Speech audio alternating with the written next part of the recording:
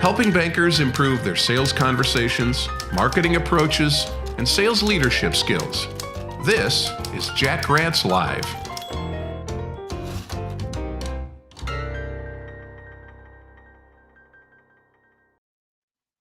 Hello, everybody. Welcome to Jack Rants Live for a Friday, July 30th, a special day.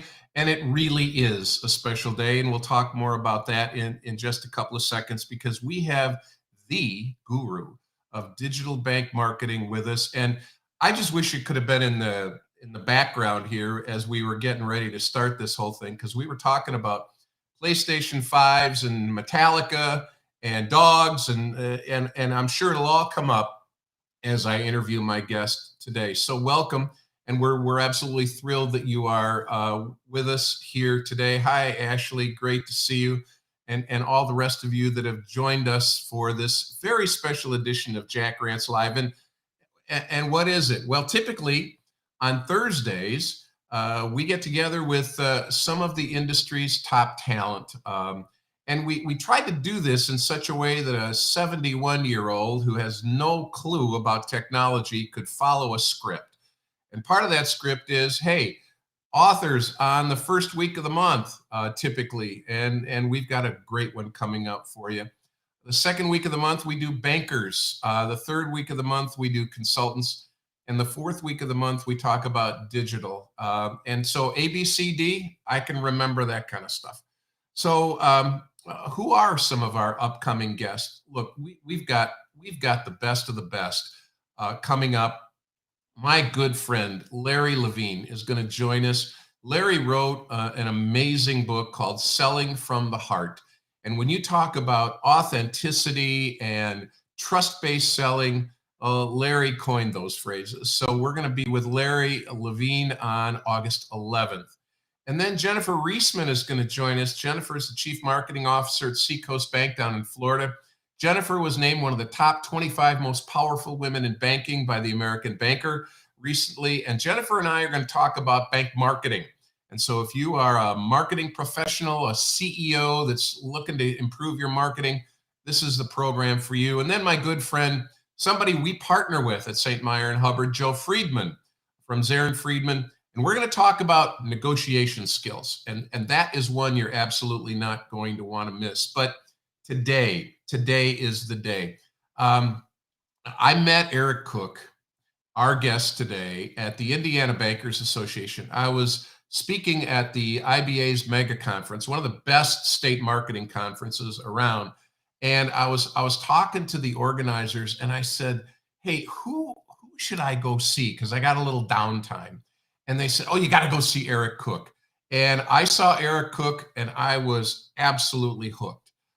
Eric teaches at a lot of banking schools. He speaks at every great marketing conference. You'll see him at the Financial Brand when it comes back, I'm very, very sure. And I'm really proud to have him on our faculty of GSB's Graduate School of Bank Marketing and Sales. And we'll talk about that. He also is a coordinator of the Digital Banking School for GSB, and we'll discuss that as well. Now, to establish a little bit of credibility here, if you think that Eric is, who's this Eric Cook guy? St. Meyer and Hubbard doesn't do a lot of work with outside counsel, but we picked Eric Cook to help us with some projects, and he absolutely rocks it. Here's one other key fact, and I'm sure Eric's going to talk about this today. In fact, you'll see the t-shirt in a second. About a year ago, around now, Eric launched something called the Linked Banker, and it's a subscription series for bank marketing professionals and others, and it's absolutely spectacular. So without any further ado, Eric Cook, join us. Glad to have you, Eric. Hello. Now, Eric's got his two dogs. I've been tapping on my webcam the whole time. It's hard to get a word in edgewise with you. So I want to know, are those your fingers on the typewriter in the intro? That's the burning question that I have for you right now. Whose fingers are they? Yeah, are those your fingers? Is that your typewriter? Absolutely, 100%, Eric. Of course. My son Adam did the intro, and so well, I wanted to get a word in. I didn't want you to get a word in edgewise, because I know when I start asking you questions, I'm not going to. Show your dogs, show your kids. Yeah, we got it. So we've got one of them's down there. The other one is so yeah, we've got moved into a new office space. We've got bare walls and probably a little bit of echo, but my wife doesn't have to listen to me jabber on from the spare bedroom any longer. So I've got like formal space and I'm looking to make it my own. So you'll see something in the background. I was having bookcase envy from Jack when he went live, and much more of an attractive background than what you're getting from me here today, but that's all right. Well, So you got me into this thing. You started this problem, and we did this program for you on the Link Banker one Friday afternoon. And I said to Eric, "Dude, this is really fun." And he walked me through how to do it, and we'll talk a little bit more about that as we go forward. But as I was saying in the intro, Metallica came up during this. Walk me through Metallica. By the way, I'm not surprised, but walk me through Metallica. And what are you going to do on the top of the hour here? Yeah, so I was fearful because when Jack and I had our conversation, we went over an hour because the two of us just can't seem to shut up when we talk. But at 10 a.m. Pacific time, Metallica is offering a very special coupon code only for fifth member fan club members for a second chance drawing at a 40th anniversary show that they're having in San Francisco in December. And I have Ticketmaster loaded up on my other screen with the coupon code and my credit card preloaded. And at 10 a.m. Pacific, which is 1 o'clock here in Michigan, I'm jumping on, and my brother and I, we try to go to a concert every year as our Christmas birthday combo. We both love music. He actually has musical talent. I just love it. And so we haven't been able to do that for the last several months, thanks to COVID. And we're both big Metallica fans growing up and continuing on into our older years. So I surprised him with a screenshot of the fact that I got my number got pulled for the lottery, and I'm going to fight like heck to get in, and we might be in San Francisco in December. So any bankers that are also Metallica fans that happen to be part of the fifth member fan club that would like to spend some time in San Francisco, look me up. So that's just great. Well, yeah. And Amber, my producer Amber and I were talking with you about her desire to get a PlayStation 5 for her twin boys, and all the things that you have to go through these days. I can remember back a long time ago when I was a kid, if you wanted to get tickets to the association or whoever it is, you had to call into a radio line, and you kept calling until you'd be the 15th caller. It sounds to me like it's a lot more sophisticated now, and same concept, but yeah. So now you got to use technology, which I'm not terribly familiar with, but you are. You're the son of a bank president. You were a banker, and now you're one of the top consultants in the world around digital marketing. Talk about that transition. That must have been really interesting and a tough decision to leave a community bank. Absolutely. So I am one of those accidental bankers, and I meet lots of those where they start in banking just because they got that job while they were in college or something that they decided to do. And the next thing you know, they're in it for 10, 15 years, which was the case for me. I returned back home after college. My intent was to get away from Marshall and away from banking. The only banking that I ever really did while I was in high school and younger was mowing the lawn and trimming hedges, and I've got the stitches scars from that to prove it.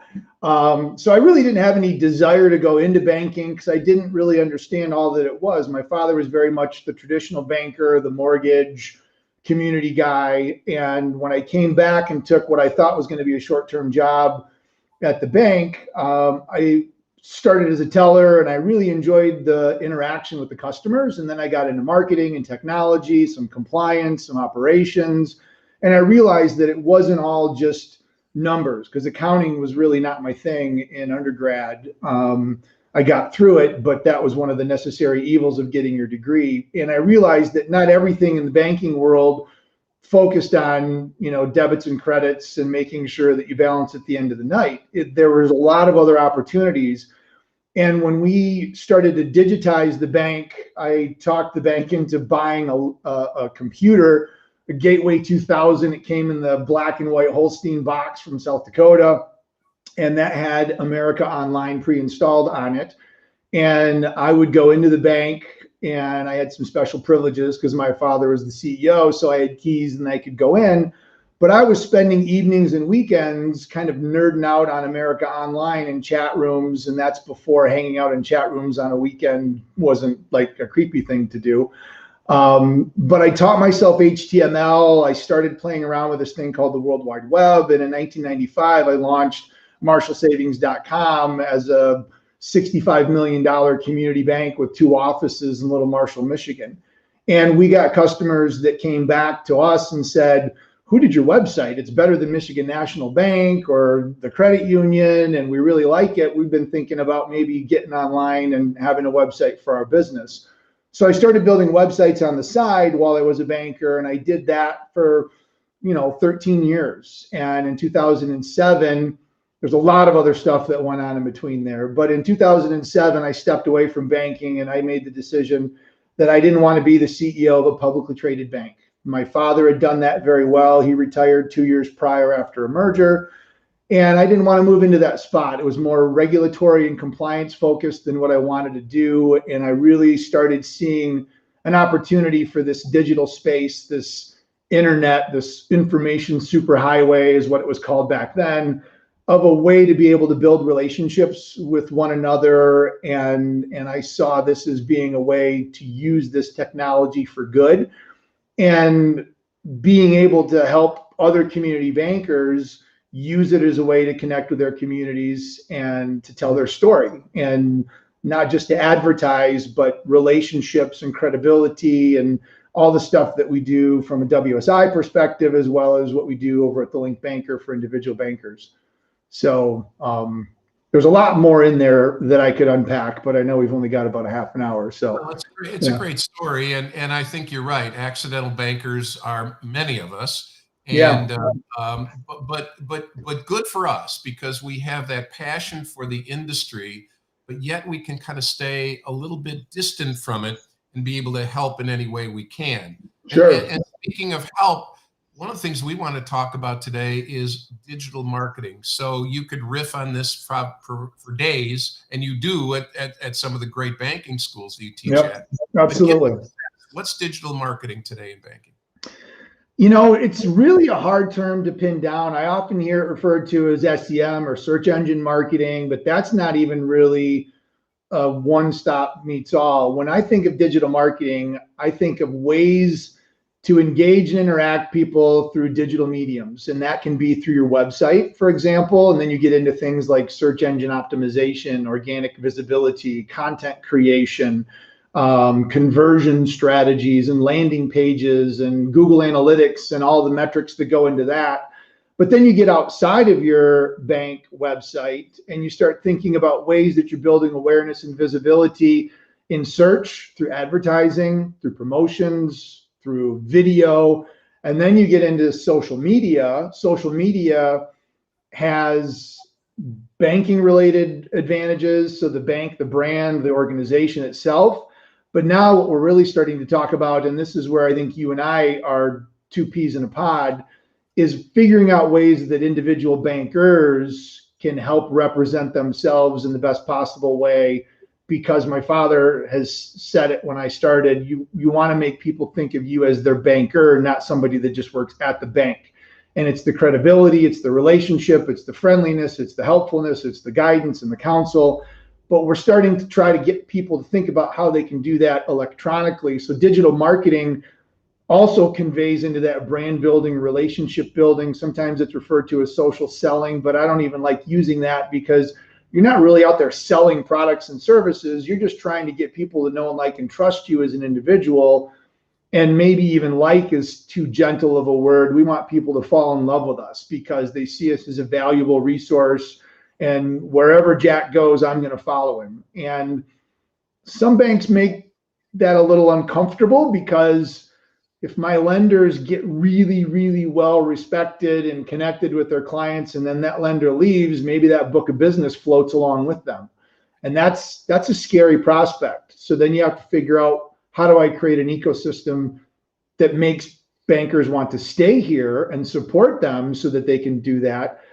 And even though that doesn't really sound like marketing, to me, that's marketing as well. So it's a pretty broad net. But from a digital perspective, I think there's just a lot of things that fall into that digital marketing, digital relationship building topic. Well, and Eric made an interesting point that I want to make an editorial comment on.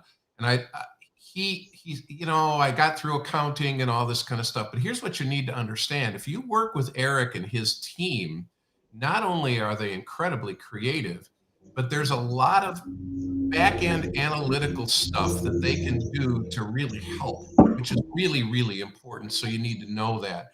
I'm wondering, because we were talking about analytics, I always look at zero-sum games, and I think it's interesting how sometimes people look at it. It's like it's all digital or it's not non-digital. Where is traditional advertising now in banking, Eric? What are you seeing? Because I got to believe you have to blend those together. Yeah, well, and it depends on the organization. It depends on their strategic priorities. I'll often get asked, what's the best mix? What's the best platform? What's the best social networking, site that I need to be in? And you can't really answer anything absolutely until you figure out what the institution, the organization really wants to accomplish. I know some banks that their customer base is an older customer base. They might not be active on social media. They don't spend a lot of time in the business community. They're a traditional community bank with a retail residential focus. They don't need to spend time on LinkedIn. Maybe the newspaper is the best place for them. Maybe the local radio station, maybe the local television, because that's where their customers are actually paying attention. Before you pick your media, you need to figure out where your customers are at. It's like fishing. If you want to go out and catch some fish, you have to know where the fish are swimming. You can't just go to the part of the lake that you think has got the prettiest view, because that's where you want to go. And in the social world, that would be, well, I want to go to Instagram because I like pictures and sharing information. If there's no fish swimming there, it doesn't matter how great it is, you're going to come home with an empty boat.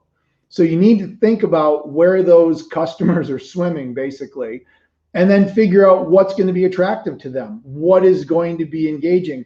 And there's some institutions that they've shifted and most everything is digital. And there's some that still have 50 or more % of their advertising. Now, what you can do, and what we've started seeing some incorporate, is a digital component to traditional. And QR codes are kind of coming back. I don't know if the skinny leather tie is going to make the same comeback, although I am a proud owner of many of those in my day.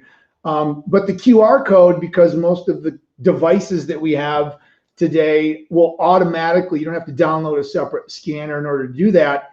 You can take a printed media element that goes in front of one type of client, but if somebody else happens to see that and they're more digital focused, they can scan that. That can be tied to a referring URL with some special analytic code attached to it. And you can now start seeing, well, how many people are actually visiting our website or coming to our landing page as a result of a printed piece of material that they happen to come across, or a poster that's in our lobby, or something that's a QR code in the drive up as people are waiting to get their transaction done, which is what a lot of bankers had happen during COVID. And, those can go out to video links and personalized messages from CEOs. And you can blend those offline and online advertising and promotional methods, but you got to think a little creatively, and how are we going to be able to measure some of those things? Well, you talk about QR codes, and I interact because, as you know, Adam works for me, my son, and he is really good at websites and different things like that. You talk about QR codes, and about the second or third sentence that I talked to Adam about when I asked him about websites, it's lost in translation on me. So you've got these veteran bankers out there who have traditionally kind of come up through the ranks as a chief marketing officer, who have done a lot of traditional stuff. And now all of a sudden, digital is kind of foisted on them. I believe, and we're getting calls and banks saying, when should I get a digital marketing specialist? So I'm going to throw that question to you because we do sales training, we don't do marketing. So I'm Right. sure you have this question as well. When do I get a digital marketing specialist? How big should I be to have that? And if I need one, where do I find them? Well, I'm going to avoid the obvious self-serving answer, and I'm just going to leave that as an unspoken. But I will tell you, the banks that we work with as an agency, we work with a lot of banks that are a billion and under, and many of them are to the point where they just simply don't have either the commitment yet or the budget to be able to bring a digital person on full time. They have a marketing person that might be occasionally helping out with some loans or maybe even running a teller window on occasion or helping out with some branch activities. I think all in all, the marketing profession in banking is getting a lot more aware and knowledgeable of the digital marketing and the strategies that are out there. There's no shortage of training opportunities. You can go to Facebook Blueprint, and Facebook will teach you everything that you need to know about Facebook ads, Instagram ads, Facebook analytics, running a page. But there's also a lot of other banking stuff that you need to do as well. So I would say once you get over a couple of billion in assets, that's when we start seeing opportunities for us as an agency, at least on the digital side, not as great because they've got a very competent team that they've built. They've got somebody that's got Google Analytics certification or Google Ads certification. They've got a web developer on staff that understands HTML and Java and CSS. But underneath that, I think finding someone that you can bring in, not just as a vendor, but as a partner. And it certainly doesn't have to be us. There's a lot of great agencies out there that I'm friends with people that are in those agencies. But you want somebody that comes in that's not just going to be the technology vendor. You want them to understand your bank, your culture, your strategic objectives. You know, when we have conversations and we start talking, we're talking about things like what's your ideal targeted persona, what's your customer profitability, what's your key objective, what's the onboarding experience like. Even though we don't do any of that within the website per se, we need to understand what that process is like, because if we're delivering people, I want to make sure that they've got things in place. And a lot of the people that are in this space that do it really well will know where their expertise starts and stops, and when they need to make an introduction to say, you know what, this is a great time for me to introduce you to Jack, because I don't do sales training. I do a little bit on the LinkedIn side and we talk about relationship, but if you want to do hardcore sales training, I'm going to point you to Jack over at St. Meyer and Hubbard, or I'm going to introduce you to somebody that does customer profitability, or I'm going to introduce you to a site that does online account applications or onboarding or any of those sorts of things. And making sure that you've got someone that's connected in the industry, but also understands your big picture objectives. I think those are even more important questions to ask is, do you have the right partners? Because then you get into digital banking and fintechs and cores and third parties. Partnerships are so critically important. And that's one of the things that it really taught me growing up in banking. We were too small to do any of this stuff ourselves. I needed my core processor to have my back. I needed our debit card processor. I needed all of these people to make me look good. And building that team is really at the heart of what I think makes a community bank successful, is that partnership approach. Well, and I think you make a really good point to bank marketers who need to make sure that they have an analytical approach. A lot of CEOs are ready, fire, aim kinds of people. We need more of this. We go get them, Tiger. And I remember when you started with us, you sat down here in my basement for 2 days and you worked with our team and you put us through some pretty rigorous exercises about the kind of company that we wanted to be. Yeah. And we asked you to come here to help us with our website. So I think it's really important as a marketer. And one of the things we talk about at the Sales and Marketing School is the marketing person getting to the C-suite. You want to get to the C-suite. It's not just taking an order to put an ad on LinkedIn. It is, what's the strategy? Where are we heading as an organization? Well, I want to ask you, speaking of heading, you do a lot of stuff on LinkedIn Live and podcasting, and you're so good at it. What are you seeing for community banks, and what advice do you have for them around getting into podcasting and doing this on a regular basis for their bank? So podcasting is on my list of I wish I did it, and not did it better because I've not pushed a podcast out. That is an area that I would love to get into. I'd like to be able to take these live streams, be able to strip out the audio. Madison, who's our community manager over at the Link Banker, her and I have talked a little bit about, after some of our mastermind sessions, doing a little kind of a Oprah after the show recap and spinning that off as a little teaser podcast, because we talk about a ton of really great things on those mastermind calls. I don't want to give it all away because that's part of the membership that the Link Bankers get, but to be able to put something out there that can still add value and help a banker with an idea or an aha or a moment. I would say first and foremost, listen to podcasts. James Robert Lay's got a great one. Jim Maru's got a great one. JP Nichols has got a great one. Natalie Bartholomew, the girl banker.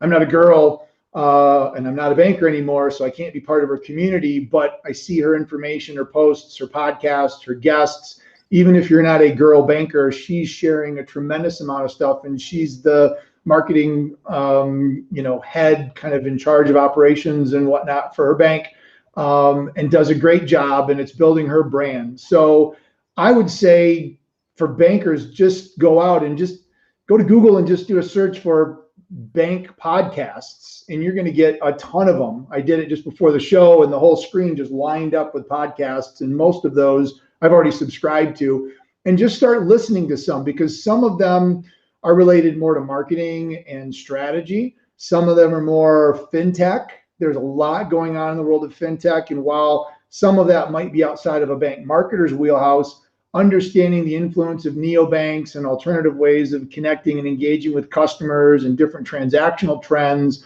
will spark thoughts and ideas of how you can position your bank to make sure that it's remaining relevant, which might be maybe a good segue into the digital banking school with the Graduate School of Banking.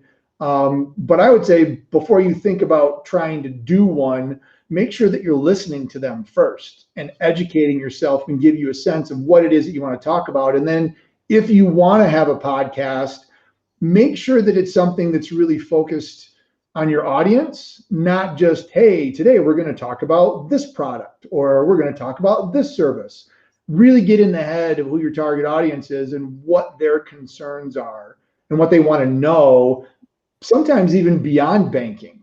Because if you provide that value, you're going to endear them to you as a banker, as a professional, as a trusted source of information and a guide, not just somebody that, hey, on today's podcast, I'm going to tell you about another bank product. Nobody wants to listen to that. I hate to say it, but that's just the reality. No, they don't.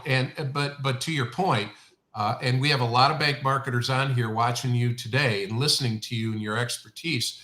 I was on LinkedIn yesterday morning before I went out and played some golf, and I was watching a Comerica Bank LinkedIn Live program, not about a product, but a how-to.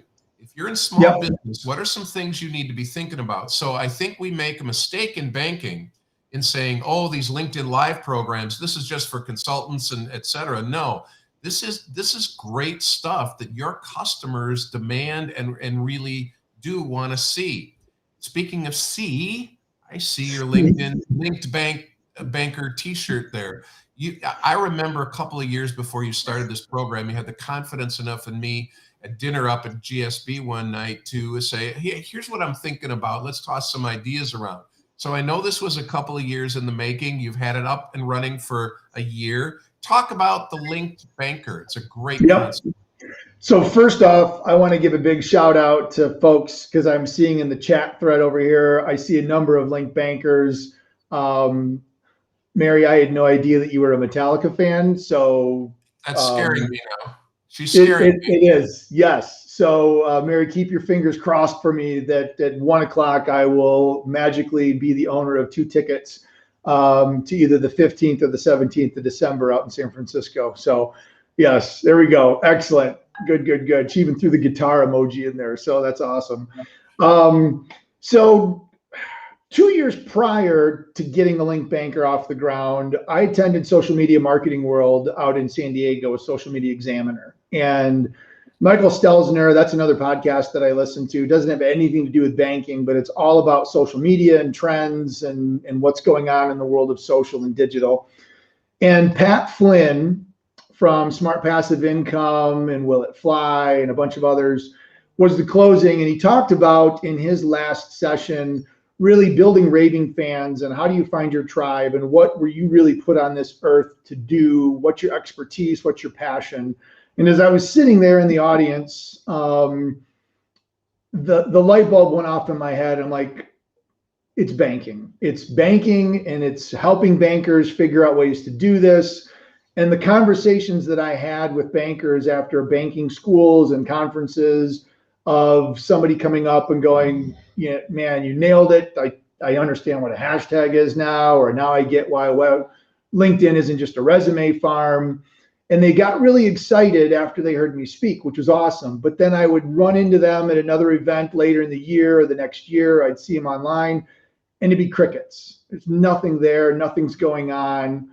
And the problem that I saw with that was they would go back to their organization, and it wasn't that they didn't want to continue to do it, but they got sucked into that vortex of sameness that they were doing before they left and went to the conference. And we all experience that. We go to a conference and we come back, and maybe 20% of that we can actually implement. And everything else stays in the book on the shelf, and it's a great idea, but we just never have time for it.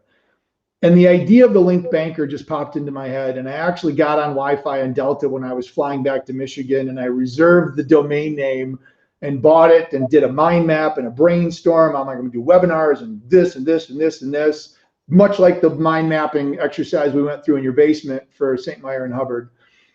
And the whole thought was, I'm gonna build this community where bankers that really wanna take the bull by the horns and say, I'm gonna do this, I wanna create a safe space for them to come do it with me and with other bankers that want to do it together. And so we've got over 25 bankers now. We've just closing in. August will be our 1-year anniversary. The team here at WSI, was very gentle, but sometimes not. Like when the pandemic hit, they're like, boy, wouldn't it have been great to have had a community that everybody could have hopped into in like March or even April. And I was a huge sufferer of analysis paralysis. I wanted the best platform. I wanted the best this and this. Finally, I just said, screw it. We're going to pull the trigger and I'll figure it out as I go along. And so we launched the Link Banker, and it's been awesome. We do monthly mastermind sessions. We've got CEOs, marketing directors, commercial bankers, branch managers. I got to play matchmaker. With bankers. I think if I'm not mistaken, we've got one of them that's on the show, put them together, and then we're able to create a job opportunity. But we're talking about stuff that helps bankers be that banker, connecting with their community, being relevant, sharing information, not coming across like a sales pitcher. It's been awesome. And so we've got our own little version of Facebook on a community platform to chat back and forth. All of our sessions are recorded. So when you join the Linked Banker, you get all 12 months worth of stuff plus special sessions. You're in there, you're the October. I refer to that a lot, and we'll sometimes send little snippets because the conversation was great and we still talk about it. But it's just this mastermind community. It's less than $50 a month. Lots of really great stuff that people get access to. And if you try it for a couple of months and it's just not your cup of tea, you're too busy for whatever reason, you can, take off and we'll give you your money back. And so it's not like it's a forever thing either. So we just want it to be an environment that bankers that really say, you know what, I need to figure this digital thing out, and I'm not getting it from my own organization. I want to be part of a group that also is there to support me and help me. We've created that safe space, and I've got even bigger plans for the next 12 months. And I'm just so tickled that it's taken off and has gotten the reaction that it has. Well, every time I talk to my friend Ken Bostwick, who I do work with at Lakeland That's Bank, awesome. client of ours, sickeningly, he says, now, before we talk about what we're going to discuss, let me tell you what Eric did. And it's just sickening. And Terrible. it's so good. You know, I've been on the program. I'm a lick banker person. It is absolutely fantastic. So Yeah. I'm glad you did it. It's a time when we need to network with each other and we need to share with each other. Sure, we're competitors in some ways, but we can learn from each other, and learning from you is great. And speaking from learning, one of the things that you referred to is the digital banking school. You know, we're both real advocates of banking education, and I know Byron Earnhardt is on here, and he's terrific, and his school down in Tennessee is fabulous. So education is really important. We're real fans of GSB, and GSB has several specialty schools. And one of them is the digital banking school, Eric. When's the next one, and what's that all about? Well, we haven't scheduled the next one, but in 20, so give you a backstory on that. 2019, good friend of mine from Market Insights, Joe Sullivan, had a conversation with Kirby and then shared the conversation with me. And then I pulled in JP Nichols. So it's kind of like the three amigos here. And then we bring to Kirby and we said, we're seeing a lot of banking events talking about digital banking. They'll have a breakout session, but there's really nothing that really dives deep into that. So we started the genesis of the digital banking school. And to my knowledge, I don't think there's really any other formal school program like that. Some of them talk about it, which is great, but we ended up developing the digital banking school. It's delivered over 8 sessions. It talks about fintech, compliance, cybersecurity, culture, which is a huge deal. One of the things that most people think about digital banking, it's all ones and zeros, and whether you're a Jack Henry or a Fiserv, it's got more to do with culture and the people that are resistant to change and fearful of doing things electronically and letting go of what you've done for the last 20, 30, 40, or maybe even culturally 100 plus years, and learning new skills and tactics and bringing on different people. But it's been a really, really amazing journey. We've gone through 4 school programs, over 200 individual bankers, delivered entirely virtually. Bankers can have people sit around the board table or join remotely. So 2020, we kicked it off. 21, we had 2 sessions in March and May. And we're still trying to figure out, okay, is fall when we need to redo it again, because we don't want to oversaturate it, but we also understand this is a real need for a lot of bankers to figure out, because in most people's minds, when we talk to them, they think of a digital banking initiative as I've got to spin off a completely different entity like Redneck Bank, for example, and be a completely different brand and completely separate, when in reality, your business model probably is going to benefit more from figuring out how you can digitize some of your traditional stuff and gain the best of both worlds, because a community banker can still do that personal touch, come to the office, we're here to see you, sit down for a cup of coffee now that we can get together. But if you can layer on that digital element that some of the neobanks are presenting, you've got a one-up on them, and starting to figure out how we can do that either ourselves or identify strategic partners to do that. And what are the risks? What are the challenges? What are the pushbacks? Because being inside of that banker box and doing the same thing we've always done is a very comfortable place for a lot of bankers. And we got to break that in order to get outside of what we've always done. And sometimes that can happen, sometimes that can't. But it's been a really fun experience, and I've met a ton of great bankers as a result of it. And I've learned a boatload from the other presenters that have been part of the program. Well, and you talk about oversaturation, and that certainly can be true. The challenge, of course, is that if we don't continue to do this, digital banking moves so fast, and Yeah. there's so many new things that you could be left out if you're not kept informed. Yep. Eric is a coordinator of the digital banking school. I'm the coordinator of the sales and marketing school. Eric is one of our instructors at the sales and marketing school. He'll be teaching digital marketing at that school. We have Amber Farley, who's joining us this year for the first time. Amazing in branding. I can't wait to see her again. Oh, it's great. Yeah. Alicia Webb is the vice chairwoman of a village bank up in Minnesota. She's going to talk about how to get CMOs to the CEO level, that executive table. Tom Hirschberger, our good friend, talks about ROI. I'm going to talk about sales. We've got some really excellent instructors. October 4th through the 8th.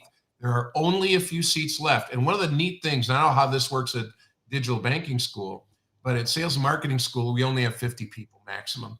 We really keep it intimate. We are live. It's going to be at the Fluno Center in Madison. And you're going to buy me dinner when I see you. I'm really looking forward to seeing you. It's been way too long since we've met. And I'm bringing cash, because the last time Jack and I had dinner in Madison, neither one of us had cash. I had to leave my iPhone as collateral to prove that I would come back. I had to go back to the Fluno to get cash to be able to pay for our dinner. So we'll either go back to that same spot, because it was kind of a cool vibe, but they didn't take credit cards, or we'll find someplace else. But I'm really excited to be back in Madison. I love Madtown.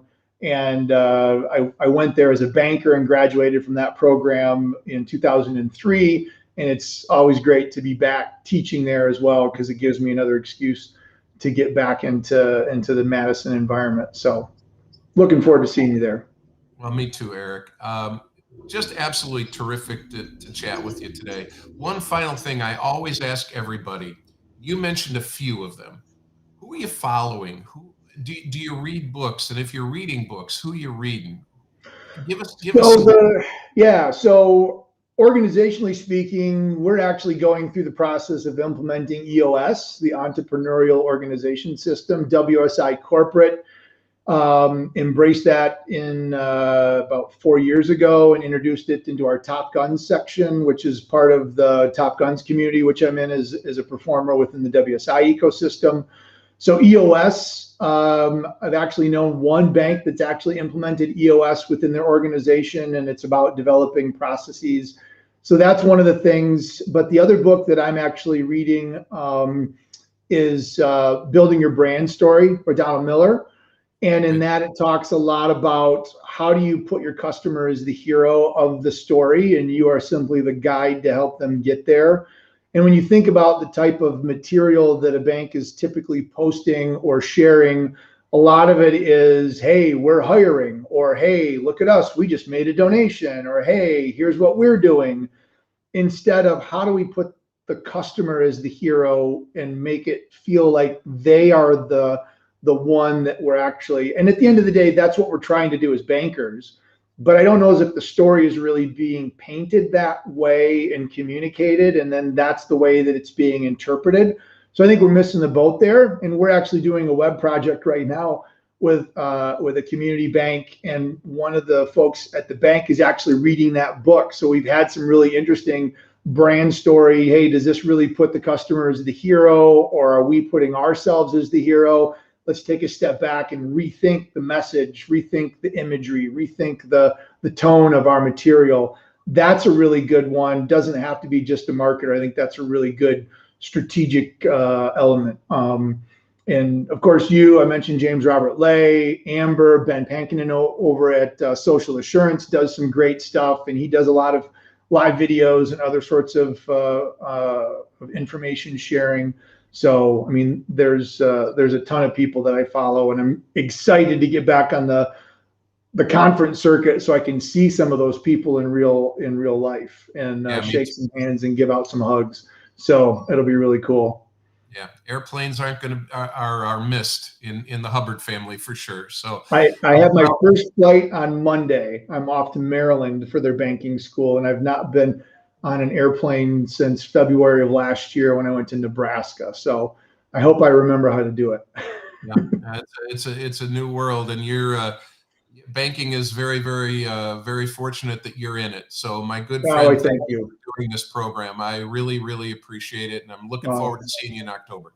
Cool. Sounds good. Excellent. Well, thanks for having me on the show. I love your Jack Rants, and I know you joke about being an old guy that doesn't get technology, but you fake it really well. So kudos to you, and keep up the great work, man.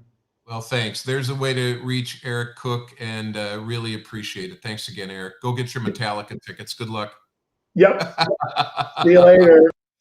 All right. So this was a little longer Jack Rants Live, but I think Eric and I could have gone a long, long time. And I think the people that were in the room and still are in the room really got a lot of benefit out of the practical help that Eric provided. He was kind to mention Jack Rants, our private LinkedIn group. And we sure hope that you will be very, very open to joining the group. This is my latest rant. We called it CEC, and CEC basically CAC stands for Cadence, Accountability, and Commitment. And it's an interesting article about a story that when a bank executive called me. So if you're interested in joining the hashtag Rant Pack, get me a message on LinkedIn, connect with me for sure, and I'll get you a link to this free and very much growing community of bankers who really enjoy kind of an irreverent look at marketing and sales. So that's it, everybody. It was a great, great program. Join us October or August 11th. August 11th is our next Jack Rants Live, where we'll have my good friend Larry Levine on, and we really, really look forward to that. Thanks to Eric Cook for his time and sharing his talents, and thank you for joining us today. Until next time, this is Jack Rants Live, and we'll see you.